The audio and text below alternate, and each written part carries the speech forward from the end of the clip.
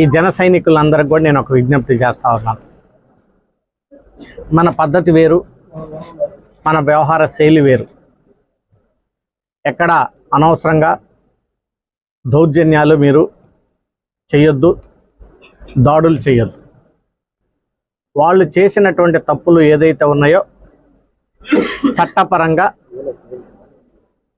ఆ డిపార్ట్మెంట్లు చర్యలు తీసుకుంటారు.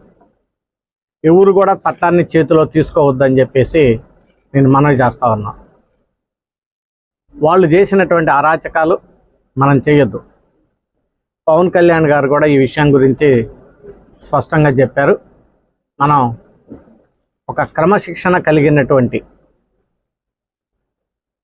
జన సైనికులుగా, కార్యకర్తలుగా మనం ప్రవర్తించాలనేటువంటిది ప్రతి ఒక్క జన సైనికుడిని నేను కోరుతా ఉన్నాను. అందరం కాన్సన్ట్రేట్ చేయాల్సింది అభివృద్ధి మీద.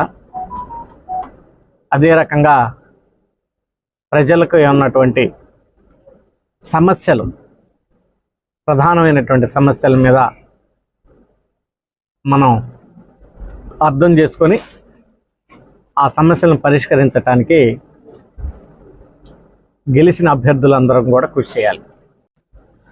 పవర్ ఫైనాన్స్ కార్పొరేషన్ ద్వారా లోన్ తీసుకొచ్చి పోర్టుని డెవలప్ చేస్తూ ఉన్నాం.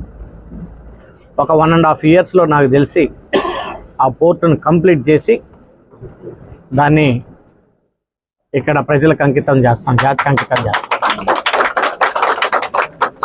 ఆ పోర్టు పక్కన ఉన్నటువంటిది దాదాపు 4-5 వేల ఎకరాల ల్యాండ్లో ఒక మంచి ఇండస్ట్రియల్ హబ్గా తయారు చేసి అనేక మందికి ఉపాధి అవకాశాలు కలిగే విధంగా ఒక చక్కటి ప్లాన్ తోటి నేను కృషి చేస్తాను.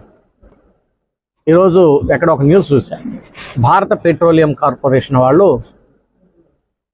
ఈ రాష్ట్రంలో దాదాపు ఒక 3-4 రిఫైనరీస్ పెడదామని చెప్పేసి ఎక్కడ ఒక న్యూస్ చూశాను. ఆ 3-4 రిఫైనరీస్ పెట్టేటప్పుడు వైనాట్ మచిలీపట్నం అనేది కూడా నేను ఆలోచిస్తాను. ఒకటి ఎందుకు కాకూడదు అనేది. సో వైనాట్ అంటే ఇలాంటి ఆలోచనలు రావాలి.